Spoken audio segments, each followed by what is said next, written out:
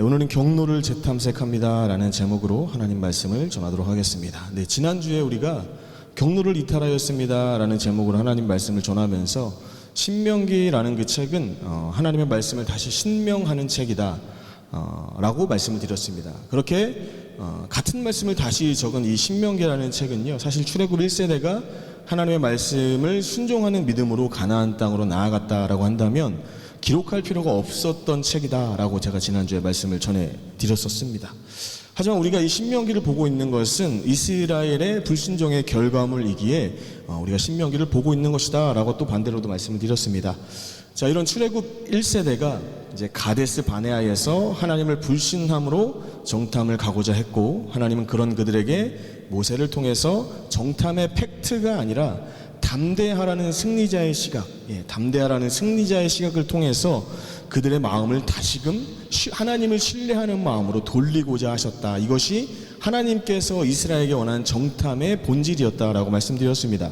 그래서 가나안의 열매를 가져오게 하셔서 하나님의 신뢰를 하나님을 신뢰함으로 그것들을 보고 믿음의 담대함으로 승리의 시각으로 그 땅을 바라보았던 그 정탐꾼들이 들고 왔던 그곳의 그 열매를 통해서 이 땅 가운데 정탐하지 않았던, 가데스 바네아에서 정탐하지 않았던 이스라엘 백성들이 이 열매를 보고 하나님이 이 땅 가나안 땅을 우리에게 주셨다라는 것을 더욱더 확신하게 하고자 증거물을 그 열매로 주셨다라고도 말씀을 드렸습니다. 자, 그런데 결국 그들은 자신들이 가고자 하는 방향을 선택함으로써 경로를 이탈하게 되었기 때문에 모세는 그런 1세대의 실패의 이야기를 2세대에게 전함으로 인해서 너희는 1세대의 실패를 다시는 반복하지 말아라 라고 했던 것이 신명기의 말씀이자 지난주에 나눴던 말씀이었습니다. 자, 오늘은요, 그 경로를 이탈한 출애굽 1세대의 잘못된 길이 아니라 출애굽 2세대에게 다시금 길을 내어주시는 경로의 재탐색을 허락하시는 하나님의 은혜의 이야기를 전하고자 합니다. 그런데 오늘 우리가 읽은 이 본문의 내용은요, 은혜의 이야기라고 하기에는 굉장히 토악질이 나는 그런 말씀들이 기록되어져 있습니다. 근데 어떻게 이것이 경로의 재탐색의 은혜라고 이야기할 수 있느냐라는 것이죠. 그 이유를 알기 위해서는 오늘 레위기라는 책이 어떤 책인지를 우리가 좀 먼저 알아봐야 될 것 같습니다. 레위기는요, 우리가 이제 2023년에서 2024년도가 이렇게 되면 보통 이제 연초에 우리가 성경을 읽겠다고 결단들을 많이 하시잖아요, 그렇죠? 보통 성경을 읽을 때 어디부터 시작하냐면, 자, 성경은 처음부터, 그래서 창세기부터 쭉 읽기 시작합니다. 은혜로, 결단으로 창세기와 출애굽기까지 딱 읽게 되죠. 그리고 나서 이제 레위기에 딱 오면 위기에 봉착하게 됩니다. 그래서 많은 사람들이 레위기를 내 위기다 라고 이렇게 얘기하는 것들을 우리가 많이 경험하곤 합니다. 그럴 수밖에 없는 이유가 무엇이냐면요, 이 레위기는요, 우리가 율법으로 알고 있기 때문에 그렇습니다. 그렇다고 한다면 이 레위기가 율법이 아니라고 한다면 무슨 내용일까? 좀 더 정확히 얘기하자면 율법이 아니라는 게 아니라 어떠한 율법인가에 대해서 우리가 알아야 레위기가 조금 더 쉽게 읽혀지지 않냐라는 것입니다. 제가 지난주에 레위기에 대해서 잠깐 언급드렸듯이 호렙산에서 가나안 땅에 들어갈 이스라엘 백성들에게 주신 책이 레위기 책이다 라고 말씀드렸어요. 그리고 이 책은 누구에게 주어진 책이냐면 출애굽 1세대를 비롯한 그 이후에 2세대, 3세대, 4세대, 5세대 계속 흘러갈 세대에게 주어질 책이었습니다. 네, 그런데 이 책의 내용에는 어떤 내용들이 담겨져 있느냐면 이스라엘 백성들이 가나안에 들어가게 되면 하나님의 백성으로서 지켜야 될 삶의 방식들이 그 레위기에 기록되어져 있는 거예요. 그래서 그 땅에 가면 뭐 먹으면 될 음식, 먹으면 안 될 음식, 그리고 뭐 그 땅에서 조심해야 될 풍토병들, 네, 그 땅에서 하나님의 백성으로서 지켜야 될 삶의 방식들, 이런 것들이 레위기 곳곳에 기록되어져 있습니다. 그러다 보니까 우리가 레위기를 어떻게 생각하냐? 레위기는 피곤하고 뭔가 이렇게 좀 답답한 율법들이 빼곡하게 기록되어 있는 책이라 참 읽기가 힘들다라고 생각할 수가 있다라는 겁니다. 그런데 이 레위기를 우리가 두 가지의 두 가지로 좀 보자고 한다면요, 첫 번째는 무엇이냐면 레위기는 이스라엘 백성들이 가나안 땅에 들어가서 하나님의 백성답게 살아갈 수 있도록 적어놓은 책이 레위기예요. 자, 그리고 두 번째는 뭐냐면 가나안 땅에 대한 정보들이 담겨져 있는 책이 이 레위기다라고 이야기할 수가 있어요. 그렇기 때문에 율법이기는 합니다. 이 레위기가 사실은 이스라엘 백성들을 향한 율법이기는 한데 그냥 이렇게 해라 라고 무작정 적어놓은 율법이라기보다 한 번도 가보지 않았던 가나안 땅의 정보를 그 책에다가 적어놓음으로 인해서 하나님의 백성답게 살아갈 수 있도록 해진, 좀 더 정확히 말하면 정보가 담겨져 있는 율법이다라고 이해를 하면 조금 더 정확한 표현이라고 할 수가 있을 것 같아요. 그래서 만약에 저한테 레위기에다가 좀 책의 제목, 부제를 좀 달아보라고 한다면 저는 좀 이렇게 붙여볼 것 같아요. 레위기 가나안 땅에서 하나님 백성으로 사는 법, 이렇게 좀 써볼 수 있지 않을까라는 생각을 좀 해봅니다. 자, 그러니까 단순히 율법책이 아니라 가나안 땅에 정보가 담긴 율법책이라는, 조금 더 구체적인 율법책이라는 어떤 그런 타이틀과 함께 이것은 가나안 땅의 가이드북이다라고도 좀 더 쉽게 이야기할 수가 있을 것 같습니다. 자, 그런 배경으로서 우리가 다시 한번 이 레위기를 좀 보게 되면 조금 더 레위기가 이해가 되기 쉽지 않을까라는 생각을 해봅니다. 자, 그런 의미에서 오늘 본문의 내용, 토악질 나는 내용이긴 하지만 이 내용이 바로 어떤 내용이냐면 가나안 사람들의 삶의 방식이자 이스라엘 사람들이 살아가야 할 삶의 방향을 제시하는 내용이 여기에 담겨져 있는 거예요. 그러니까 단순히 글씨, 문자로만 봤을 때는 레위기 18장 6절부터 23절의 내용은 굉장히 더럽고 추악한 내용들이 기록되어 있을지 모르지만 하나님의 은혜가 담긴 내용들이 그 안에 담겨져 있는 것을 우리는 볼 수가 있다라는 것입니다. 자, 그래서 이스라엘에게 하나님의 율법이자 동시에 가나안 사람들의 삶의 정보를 보여주는 본문의 내용을 조금 간단하고 쉽게 정리를 한다면 가나안 종교, 가나안 문화라고 이렇게 좀 이야기할 수가 있을 것 같습니다. 자, 그러니까 이 얘기는 무엇이냐면 이 내용, 로마서로 자꾸 얘기하는 레위기 8장 6절부터 23절까지 나와 있는 이 내용은 어떤 것이냐, 가나안 사람들이 살아가고 있는 삶의 방식을 그대로 써놓은 거예요. 그리고 너희들은 그렇게 살지 말아라, 이게 사실 말씀 내용의 전체인 것이다 라는 것이죠. 자, 그래서 우리가 이제 이 말씀을 들어가기 전에 깨달아 안다라기보다 우리가 좀 알고 있어야 될 것은 무엇이냐면, 제가 말씀드렸던 이 레위기에 있는 가나안 종교 혹은 가나안 문화라는 것은 그 당시에 있었던 가나안 종교, 그 당시에 있었던 가나안 문화에서만 국한되는 것이 아니라 오늘을 살아가고 있는 이 시대의 사람들, 오늘날에도 여전히 존재하고 있는 세상이라는 가나안의 문화이자 삶의 방식이다라는 것을 우리가 전제하고 말씀을 봐야지 이것이 우리의 삶 가운데 어떤 의미가 있는지를 알 수가 있다라는 것입니다. 자, 이런 배경을 중심으로 오늘 내용을 조금씩 토막내어서 주제를 가지고 좀 내용을 좀 세분화해보자 라고 한다면요, 18장 6절에서부터 18절까지의 내용이 어떤 내용을 담고 있냐면 근친상간에 대한 내용을 담고 있어요. 여러분, 이 근친상간이라는 내용, 그 내용은 좀 뒤에 설명하겠습니다. 그리고 나서 19절에는요, 이제 생리를 하는 여성과의 성관계를 금할 것 이야기하고 있고요. 그 다음에 20절에는 이웃의 아내와 성관계를 금지함으로 자신을 더럽히지 말아라. 그 다음에 21절에는 몰렉에게 자신의 자녀를 희생제물로 바치지 말아라. 다섯 번째 22절에 동성애하지 말아라. 그 다음에 23절에는 수간, 동물과 성관계하지 말아라, 이런 내용이 써 있어요.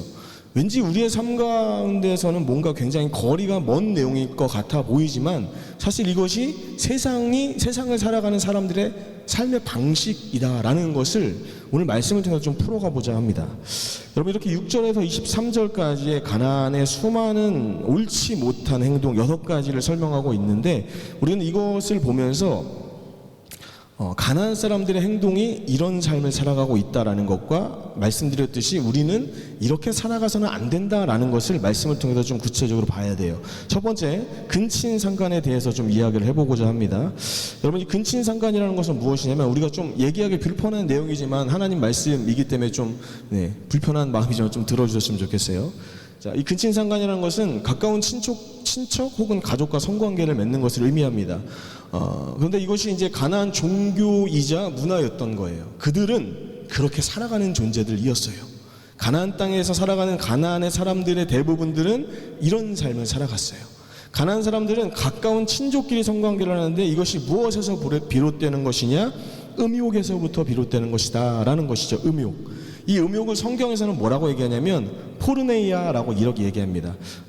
아마도 포르노라는 그 단어의 어원이 여기서 왔을 거라고 생각이 들어집니다. 그래서 이것을 불법적인 성행위라는 것을 의미하지만 문자적으로는 어떤 의미를 이야기하냐면 다른 사람의 유욕을 위해서 자신의 몸을 파는 행위, 어떤 의미인지 대충 이해가 되시죠? 그러니까 이것은 어떤 한 사람은 전혀 상관이 없고 관심이 없는 데가 아니라 이 음욕을 서로 사고 판다라는 의미를 좀 가질 수가 있어요. 그러니까 수요가 있으니까 공급이 있는 거예요. 그렇죠? 이 죄악에 대해서 죄악을 짓고 싶은 사람과 죄악을 줄 수 있는 사람이 서로 간에 합의하에 이것을 주고받는 것, 이것이 지금 근친상 간의 가장 뭐라고 할까요? 뿌리가 되는 음욕에서 비롯되는 것이다라는 거예요. 그래서 서로의 음욕을 위해서 서로가 서로에게 몸을 파는 거예요. 네. 이것은요 심각한 영적인 문제예요. 단순히 그냥 뭐라고 할까요? 잘못된 성관계를 즐기는 것의 문제가 아니라 우리가 하나님의 거룩한 신부로서 하나님 앞에 정결한 삶을 살아가야 됨에도 불구하고 이것을 세상에 우리의 어떤 쾌락과 욕심으로 인하여서 그것들을 그 순결을 팔아버리는 것을 의미해요. 그렇기 때문에 그것으로 인해서 하나님을 향한 그 신부의 순결함이 깨어지는 것, 결국은 이것은 무엇을 의미하냐면 우리의 거룩한 삶의 거룩함이 깨어지는 것을 의미한다라는 것입니다. 여러분, 여기서는요 성관계를 이야기하고 있지만 우리는 얼마나 많은 쾌락과 욕심을 위해서 우리의 영적인 순결함들을 팔아가고 있는지 생각해 봐야 된다라는 것입니다. 그러게 이것은 단순히 육의 죄일 뿐만 아니라 영적 죄의 심각성을 두드러지게 나타내고 있는 것이다 라는 것을 우리가 주의 깊게 봐야 된다라는 것이죠. 자, 그렇게 레위기 18장 6절에서 18절은 근친상간에 대해서 아주 자세한 대상을 설명하고 있어요. 아주 보기 싫고 불편할 정도로 말이죠. 자, 그런데 이 대상을 이렇게 열거하고 있는 것을 보면은요, 어머니와 성관계하지 마라, 첩과 성관계하지 마라, 여자 누이나 동생과 성관계하지 마라, 손녀나 외손녀, 고모, 이모, 며느리, 형제의 아내와 성관계하지 마라, 그리고 아내와 그 아내의 딸, 그녀의 손녀나 외손녀와 함께 성관계를 갖지 말라. 막 충격적인 얘기들이 막 자세하게 기록되어져 있어요.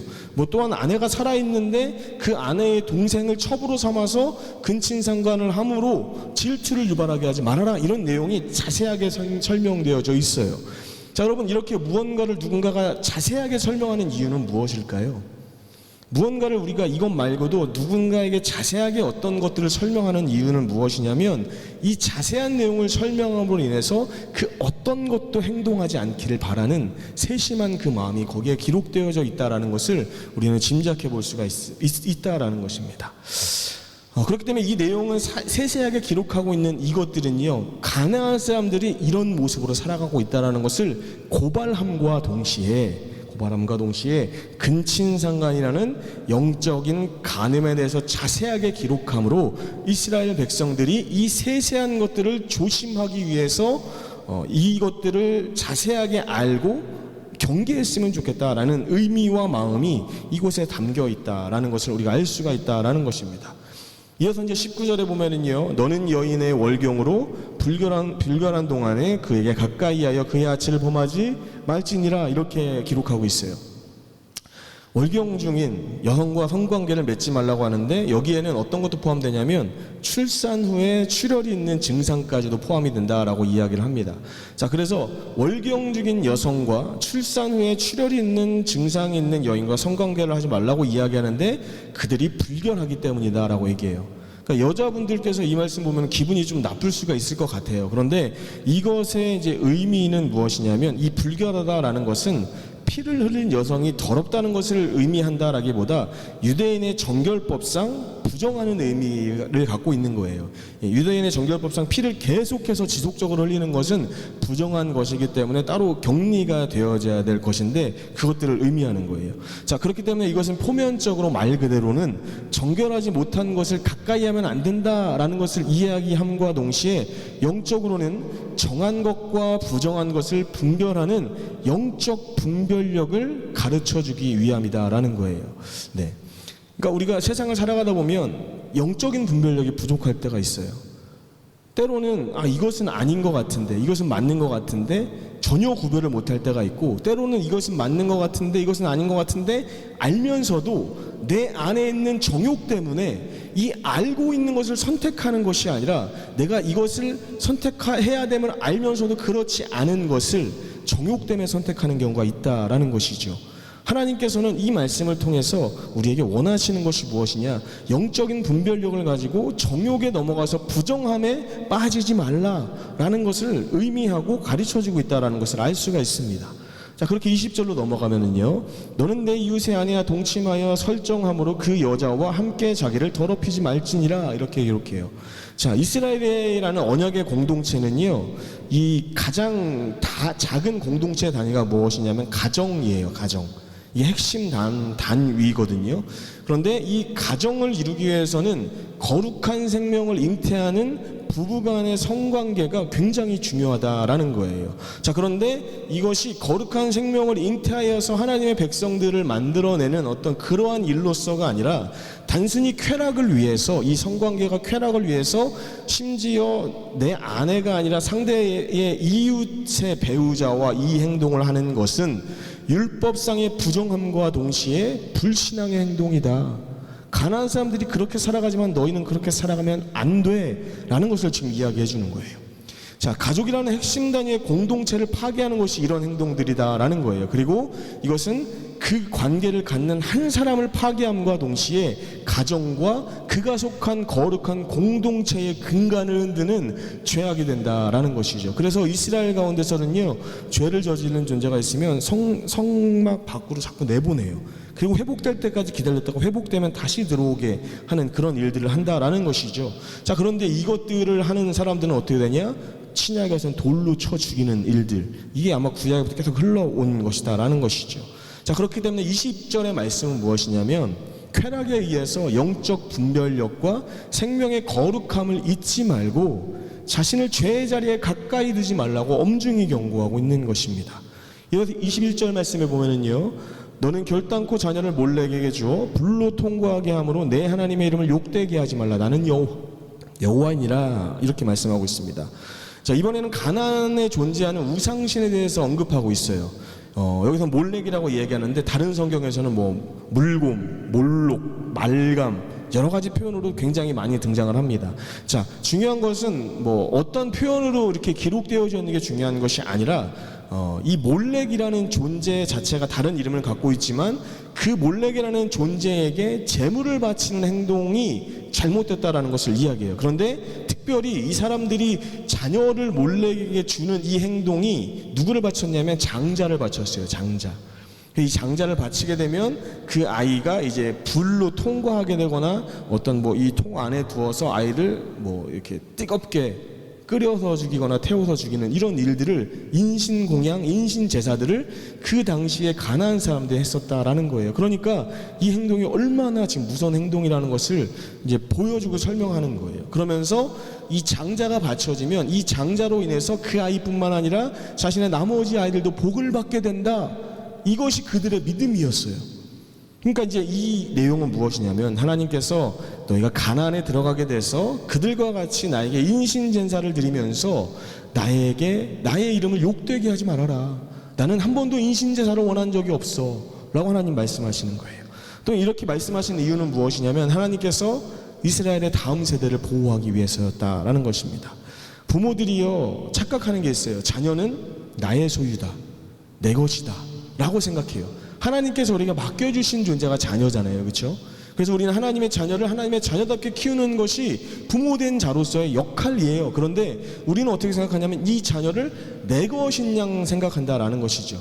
그것이 과해지면 이렇게 되는 거예요. 그래서 나의 복, 나의 자녀들의 복을 위해서 아이의 선택은 중요하지 않아요. 나의 도구로서 아이를 써버리는 거예요. 나의 삶에. 그래서 어떻게 해요? 이 아이를 그냥 인신제사로 바쳐버리는 행동들을 너무나도 자연스럽게 했었던 것이 그 당시의 일이었다라는 것입니다. 하나님은 그렇게 이 아이들의 생명을 경홀히 여기지 말라고 말씀하고 있는 것입니다. 아이들은 너희들의 도구가 아니라 나의 도구다. 내가 쓸 도구이지, 내가 다음 세대에 하나님의 영광을 위해서 쓸 도구이지, 너희가 너희의 욕심과 쾌락과 복과 영광을 위해서 쓸 도구가 아니다 라는 것을 하나님께서 분명히 말씀해주고 있는 것이다 라는 것입니다.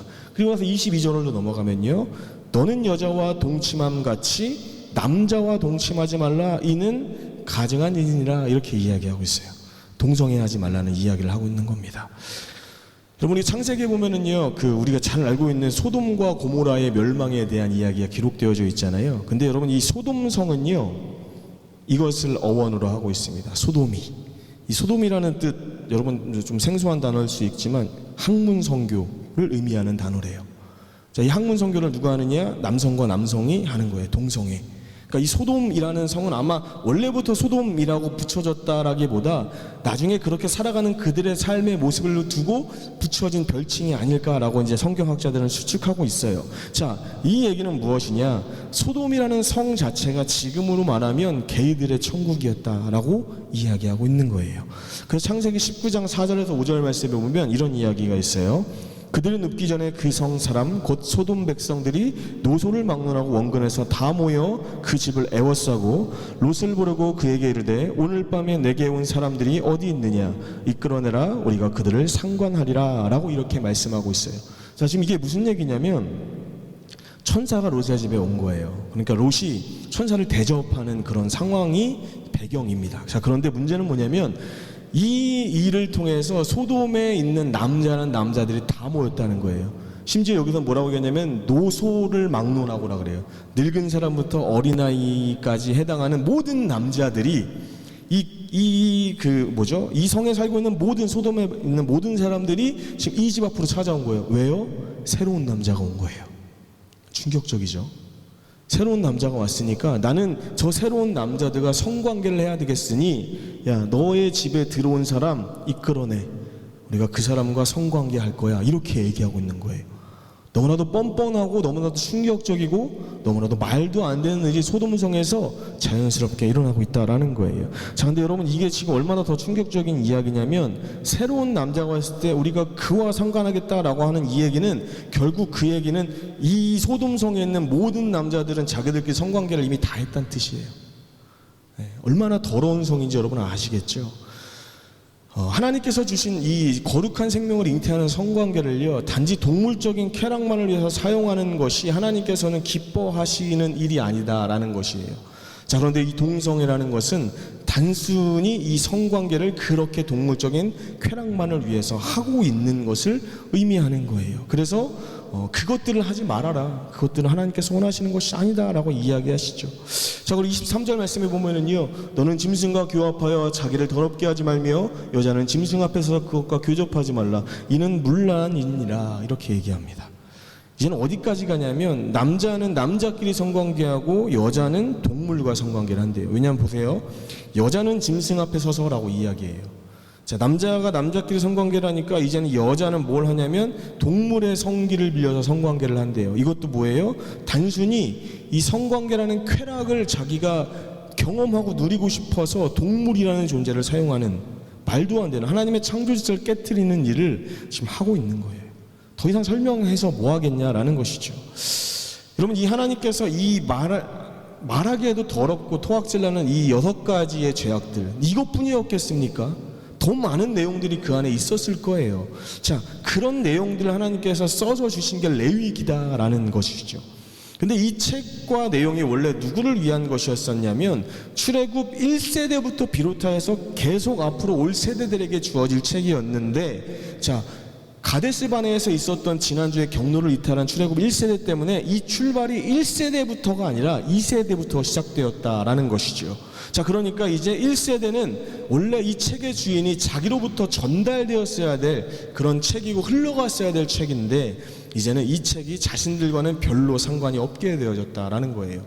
왜냐하면 이 책은 물론 그 하나님의 백성으로서 이 땅을 살아가면서 중요한 규칙들, 율법들이 적혀 있지만 실제적으로는 가나안 땅에 가서 살아야 될 규칙과 율법들이 적혀져 있는 책이기 때문에 가나안에 들어가지 못하고 광야를 40년 동안 살아가야 될 그들이 이 책이 무슨 의미가 있겠냐라는 것이죠.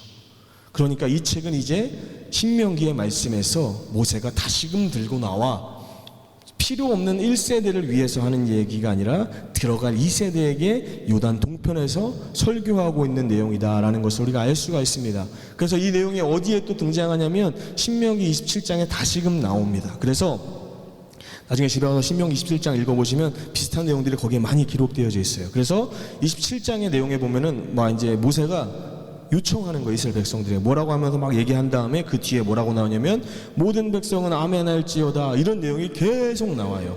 야, 니네 뭐 동물과 성관계하지 마라, 모든 백성은 아멘할지어다 하면은 거기에 뭐 기록되어진 않았지만 아멘을 했겠죠. 이 설교에 대해서요. 그렇죠?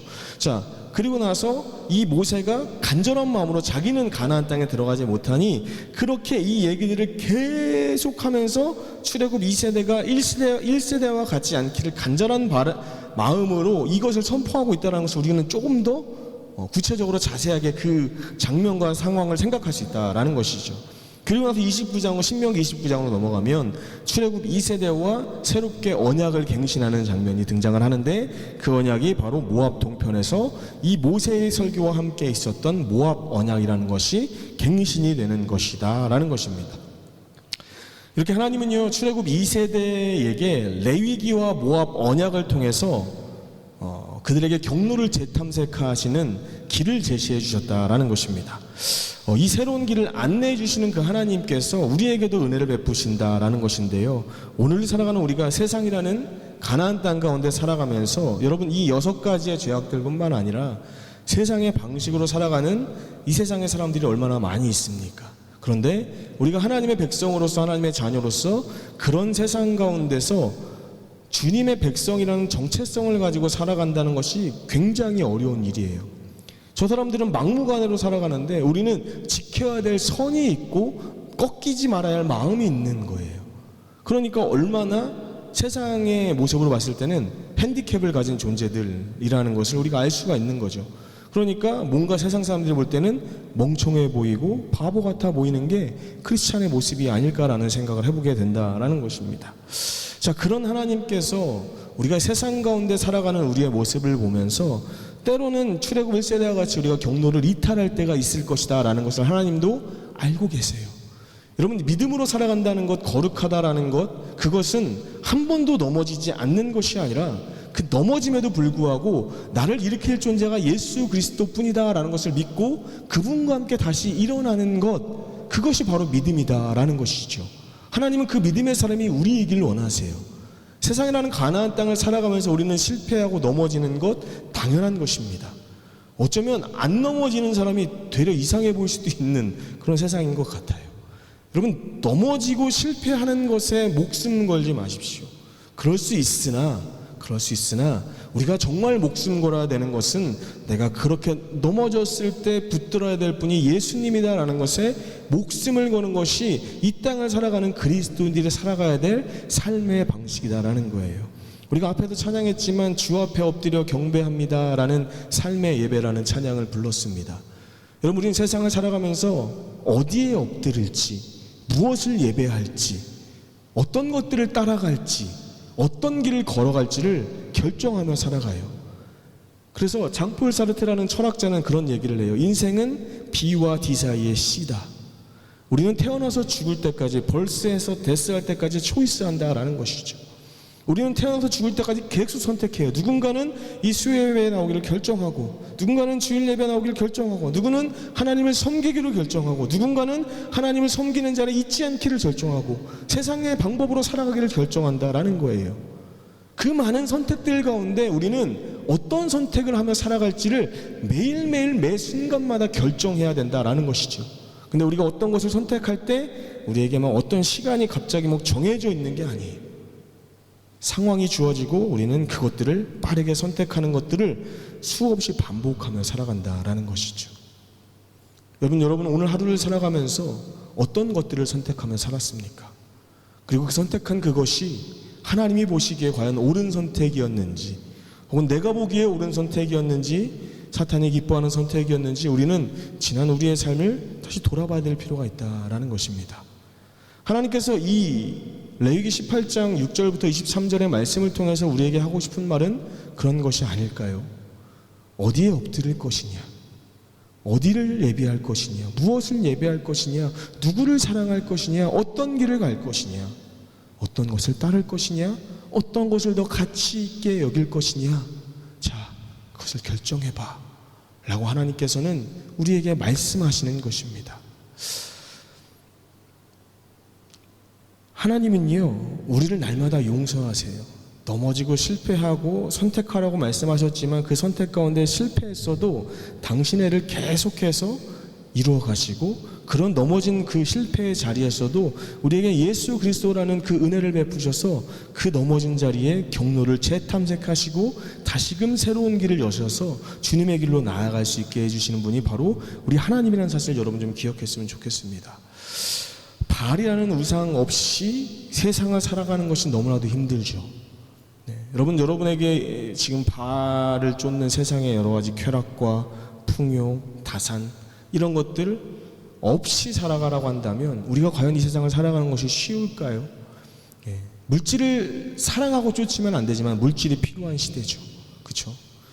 하지만 우리는 그것들을 사랑하면 안 되는 존재들, 그러한 어떤 경계선 안에서 우리는 그것들이 필요하지만 그 필요를 세상의 내 욕심과 내 방법으로 구하는 것이 아니라 하나님 앞에 엎드려서 그것들을 구하고 하나님의 인도하심을 따라가기를 원하는 삶이 하나님께서 지금 출애굽 2세대에게 원하는 삶임과 동시에 오늘을 살아가는 우리에게 원하시는 삶임을 여러분 기억했으면 좋겠다라는 것입니다. 그래서 하나님께서 신명기 7장 가운데 이스라엘 백성들에게 뭐라고 얘기했냐면, 너희들이 가나안 땅에 들어가게 되면 뭘 해야 되냐, 거기에 살고 있는 가나안의 7지파를 다 죽여 없애버려야 돼 라고 얘기하는 겁니다. 여러분, 7지파를 죽여 없앤다라는 건 뭐 여러 가지 키위 족속, 여부수 족속, 뭐 다 족속, 그 족속들이 다 있는데요, 사랑의 하나님이 왜 죽이라고 말씀하시는 거냐라는 것이죠. 살려야 되는 거 아니냐라는 것이죠. 그런데 여러분, 소돔과 고모라의 그 사람들은요, 그것들에 걸려 넘어지고 그것들을 사랑함으로 다시금 하나님께 돌아올 마음이 없던 존재들이었어요. 그들은 그것들을 사랑하고 하나님을 절대 사랑하지 않았던 존재들, 하나님은 그들이 돌이킬 마음이 없다는 것을 알았기 때문에 그들을 멸하셨던 것이죠. 여러분, 이 가나안의 7 족속들도 마찬가지였습니다. 그들이 어떻게 살았는지 성경은 아주 적나라하게 고발하고 있어요. 근친상간부터 시작해서 동물과 수간하는 여러 가지 일들을 보여주고 있는 거예요. 니네는 그렇게 하지 말아라 라고 하면서 가나안의 모습들을 고발하고 그들에 대한 정보를 보여주시면서 이것들이 가나안 땅의 사람들이 살아가는 방법인데 너희들은 하나님 나라의 백성으로서 어떻게 살아갈 것이냐 라고 하나님께서 우리에게 물으신다라는 것이죠. 제가 이런 얘기 좀 많이 하는데요, 뭐 청소년 설교할 때도 청년 설교할 때도 여러분, 우리에게 복은 무엇입니까? 라고 제가 묻습니다. 근데 여러분, 아무리 생각해봐도 우리에게 복은 세상이 쫓는 물질의 풍요함은 아닌 것 같아요. 근데 우리는 그것이 아니라고 이야기하면서 교회에 나와 하나님을 예배하고 신앙생활을 하면서 그 물질의 풍요함을 좀 구하고 있는 것 같다는 생각을 해봅니다. 우리 스스로가 사실 아니라고 이야기하면서도 잘 생각해보면 우리의 그 밑바닥에서는 사실 그것들을 추구하고 소망하고 있지는 않은지, 하나님, 내가 이렇게 했으니 나에게 풍요함을 좀 주시면 안 됩니까? 하나님, 내가 이렇게 했으니 나에게 건강 주시면 안 됩니까? 하나님, 내가 이렇게 했으니 나에게 뭘 주시면 안 됩니까? 라고 조건부를 거는 신앙생활들을 우리는 많이 하고 있어요. 근데 여러분, 하나님을 믿는 사람들에게 진짜 복은 무엇이냐? 하나님 나라의 자녀됨의 복이다라는 거예요. 다른 거 다 없어도 내가 하나님의 나라의 자녀이기 때문에 그것 자체가 복이다라는 것이죠. 그런 복을 받은 우리가 오늘 말씀에 나와 있는 출애굽 2세대가 살아가야 될 가나안 땅에서 우리는 세상에 나가서 어떻게 해야 됩니까? 이 하나님 나라의 자녀된 복을 가지고, 이 정체성, 복이자 정체성을 가지고 그 땅 가운데 섞이지도 않고 꺾이지도 않고 살아가야 되는 것이 하나님께서 우리에게 원하시는 삶이다라는 거예요. 그럼 세상 사람들은 어떻게 얘기합니까? 그들은 거칠 것이 없어요. 풍요와 다산을 위해서는 뭐든지 다 하거든요. 그런데 우리는 이 풍요와 다산을 위해서 뭐든지 다 하는 존재들이 아니라 하나님의 말씀으로 인해서 뭐든지 다 하는 존재들이어야 하기 때문에 우리는 그들에 비해서 뭔가 핸디캡을 갖고 살아가는 삶이고, 그들에 비해서 뭔가 재미없고 답답한 삶을 살아가고 뭔가 날마다 지는 것 같은 삶을 살아가는 것처럼 보인다라는 것이죠. 근데 그 마음이 세상의 가치관을 동경하는 그 마음으로부터 비롯된다라는 사실을 우리는 알아야 된다라는 것이죠. 어쩌면 이 정체성을 가지고 세상을 살아갈 때 우리 가운데 큰 기쁨이 있고 큰 보람이 있고 큰 영광이 우리 가운데 임한다라고 한다면 우리는 정말 하나님의 자녀된 복을, 정체성을 그 세상 가운데 잘 꺾이지 않고 섞이지 않고 살아가고 있다는 것을 스스로 증명하고 있는 것이다 라고 이야기할 수가 있을 것 같습니다. 그런데 거기서 끝이면 안 된다라는 거예요. 사도행전 1장 8절 말씀에 오직 성령이 너에게 임하시면 예루살렘과 온 유대와 사마리아 땅끝까지 가야 되는데, 이 목사님이 말씀하셨던 것 같거든요, 제 기억에. 오직 성령이 너희 임하시면 에서 끝나는 것 같아요. 늘 나는 하나님의 말씀대로 살아가. 그런데 다음 세대에게 그것들을 전하지 못하고 나에게서만 끝나는 거예요. 나의 가족에게 전하지 못하고 나에게서만 끝나는 거예요. 나만 잘 산다고 그것이 신앙생활에 온전한 것이 아니라, 나의 그 하나님의 백성 자녀됨의 그 복을 가지고, 정체성을 가지고 세상 가운데 잘 살아가는 그 복이 사명이 되어서 또 누군가를 그렇게 살아가야 해야 하는 거 아니냐라는 거예요. 그래서 오늘 말씀, 우리 아까 처음에 찬양했던 것, 내가 걸어가는 그 모든 땅이 예배하게 하소서라는 그 고백처럼, 우리가 하나님 나라의 자녀됨의 복을 가지고 있다면 그 정체성을 가지고 세상 가운데 섞이지도 않고 꺾이지 않는 그 마음을 가지고 나와 함께 나와 같은 예배자를 만들어내요. 내가 있는 그 모든 땅을 하나님 나라로 만들어가는 것, 그것이 하나님께서 우리 삶 가운데 원하시는 것이 아닌가라는 생각을 해봅니다. 여러분, 세상을 살아가면서 우리의 주변, 우리의 살아가는 삶의 터전에서 이렇게 살아갈 때 변하지 않고 답답한 마음들이 분명히 우리 가운데 있습니다. 그러나 하나님께서 우리를 그 땅 가운데 보내시고 부르신 것은 우리가 하나님을 예배하는 존재, 하나님께 헌신하는 존재, 하나님의 사명을 살아가는 존재로서 우리를 부르셨다는 사실을 기억하고, 여러분 그 믿음으로 살아갔으면 좋겠다라는 것입니다. 한 가지 말씀을 드리고 말씀을 정리하고자 하는데요. 독일의 베르톨트 브레이트라는 작가, 오늘 처음 아는 사람이거든요. 그 시인이 이런 얘기했습니다. 죽은 고기만이 물결을 따라 흘러간다. 여러분, 우리가 영적으로 죽은 상태로 세상 가운데 있으면요, 영적으로 민감하지 않고 영적인 분별력을 갖지 않고 세상 가운데 살아가면요, 우리는 죽은 물고기이기 때문에 세상이 흘러가는 죽음의 길 끝으로 가게 돼 있다라는 것을 의미한다고 저는 좀 느꼈습니다.